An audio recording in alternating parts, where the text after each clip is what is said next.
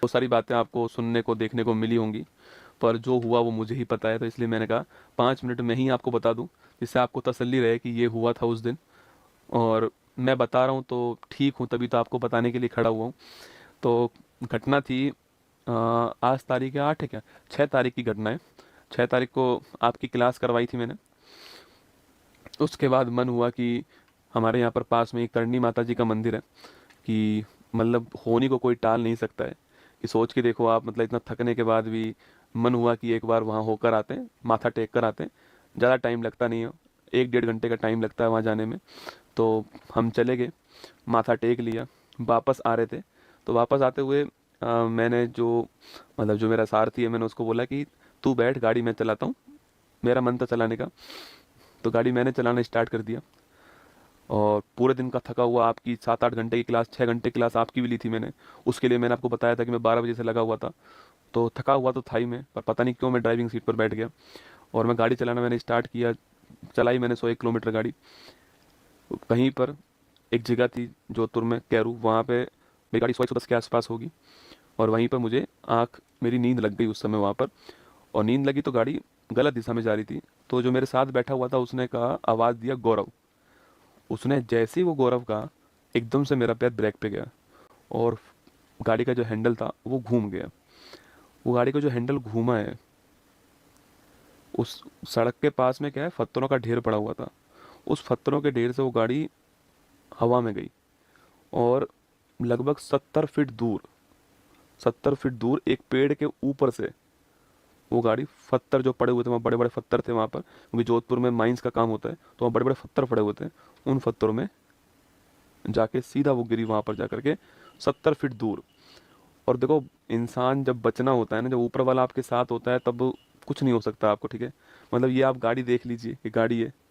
और मैंने आपसे कल भी कहा था कि मैं गाड़ी की फ़ोटो आपको दिखाऊंगा तो आपको लगेगा कि इसमें कौन बचा होगा। ये आपकी गाड़ी थी, इसको निकाला गया वहाँ से, 70 फीट दूर जाई, ये पेड़ के ऊपर से गई। और उस पेड़ के जस्ट आगे 11 kV की लाइन थी, बिजली की लाइन थी। अगर उस पेड़ से मेरी गाड़ी की स्पीड धीमी नहीं होती उस हवा में, तो वो गाड़ी जो है वो सीधा 11 kV की लाइन में जाके गिरती।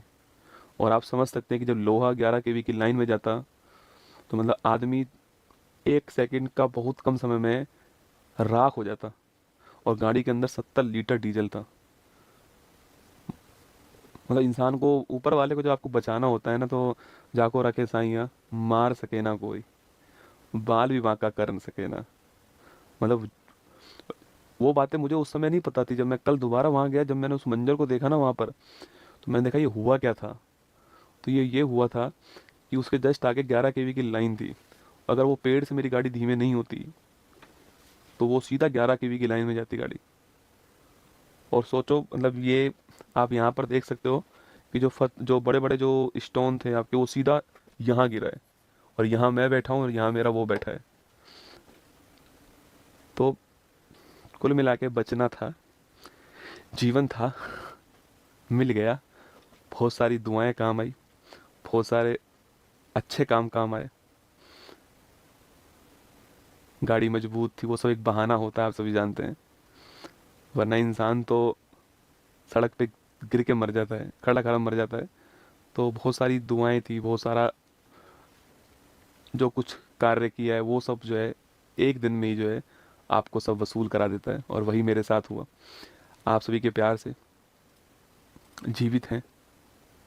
हाँ ठीक है, अब 2 4 5 10 दिन में खड़ा हो जाऊंगा और सही से सब कुछ ठीक चलेगा।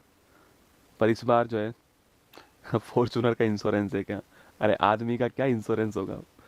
मैं गाड़ी की बात ही नहीं कर रहा हूँ आपको, मैं तो ये दिखा रहा हूँ कि इस गाड़ी में से कोई जीवित इंसान खड़े होकर के रात को एक्सीडेंट हुआ और सुबह 6 बजे क्लास ले सकता है, आप ये देखो।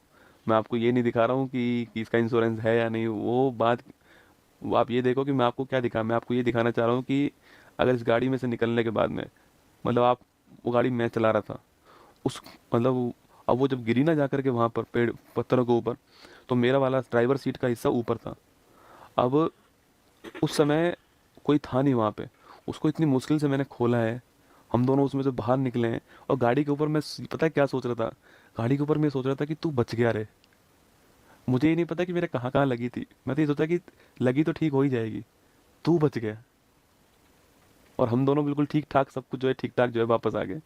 दोनों ठीक है एकदम, दोनों 100% ठीक है, और दोनों सही है एकदम। ठीक है, निश्चिंत रहें आपके, दोनों 100% ठीक है। मैंने कहा ना, जाको राके साइयाँ मार सके ना कोई। दोनों के दोनों 100% ठीक। मैं आपके सामने खड़ा हूँ।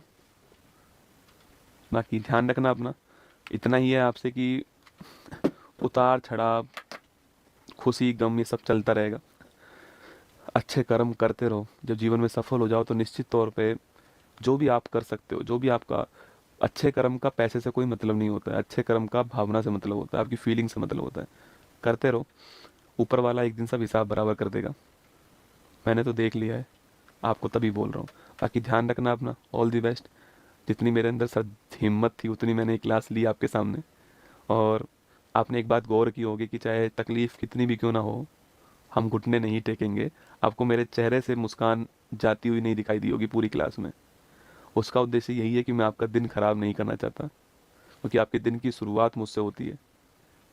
बस इतना चाहता हूँ कि आप मुझसे, देखो, पढ़ तो आप किताब भी सकते हो, किताबों से भी सिलेक्शन ले सकते हो। मुझसे आप जीवन में यही सीख कर जाओ कि अपना काम जो आपने शुरू किया है, जो आपने अपने मन से किया है, उसको 100% करना है, जब तक है जान। बाकी ऑल दी बेस्ट, जय हिंद आप सभी को। Thank you. कल फिर मिलूंगा इसी मंच पर, वादा करके जा रहा हूँ, आऊँगा, निश्चिंत रहना। ठीक है, कल सुबह 6:30 बजे यहीं पर। जय हिंद। मुश्किल नहीं